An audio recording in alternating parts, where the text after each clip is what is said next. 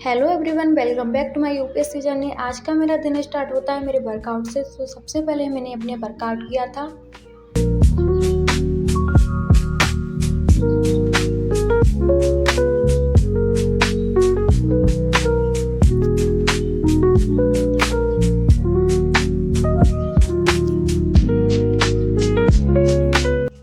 And workout करने के बाद मैं थोड़ी देर छत पर खड़ी होती हूँ और उधर बाहर का व्यू देख रही थी, जो कि बहुत प्यारा लग रहा था। हल्की हल्की धूप भी निकल रही थी और हवा भी चल रही थी हल्की हल्की। एंड उसके बाद मैं थोड़ा टहलती हूँ, क्योंकि वर्कआउट करने के बाद मेरे पैरों में दर्द होने लगता है। एंड उसके बाद मैं फ्रूट्स खाती हूँ, जो कि हेल्दी होते हैं एंड वर्कआउट के साथ साथ मैंने अपनी डाइट में डाल दिया है।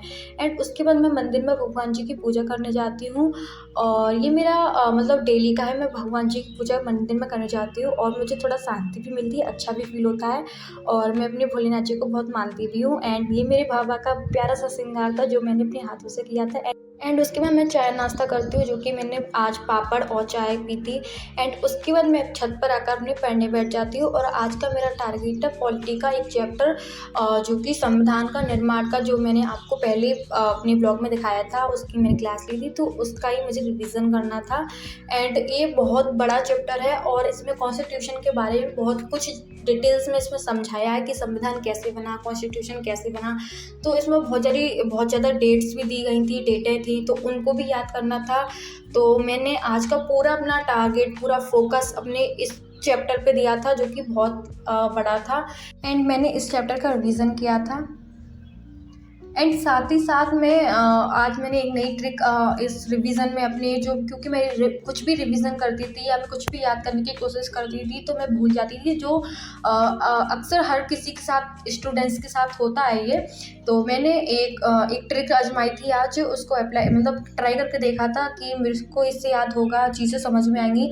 तो मैं पहले एक चैप्टर या एक कॉन्सेप्ट को 3 बार पढ़ती थी, उसको रीड करती थी। एंड उसके बाद 2 बार अपने मन में उसको मतलब घुमाती थी, बोलती रहती थी। एंड उसके बाद मैं लिखने की कोशिश करती थी। इससे मेरे को बहुत ज़्यादा हेल्प मिली थी अपने कॉन्सेप्ट को समझने में, और उसको लंबे समय तक मैं याद भी कर पाई थी, और बहुत अच्छे से चीज़ें समझ आ रही थी। तो ये ट्रिक आप लोग अगर चाहो तो ट्राई कर सकते हो, जो कि मेरे को बहुत ज़्यादा हेल्प मिली थी रिवीजन में, और लंबे समय तक हम इससे अपनी चीज़ों को याद भी रख सकते हैं।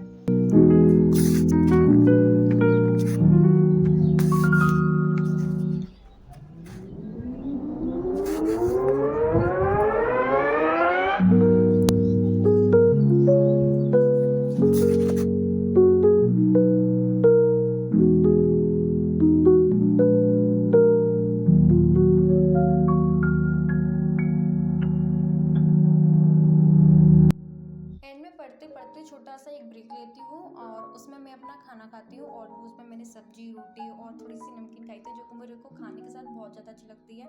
तो अपने खाना फिनिश करने के बाद मैं फिर से पढ़ने बैठ गई थी, और उसी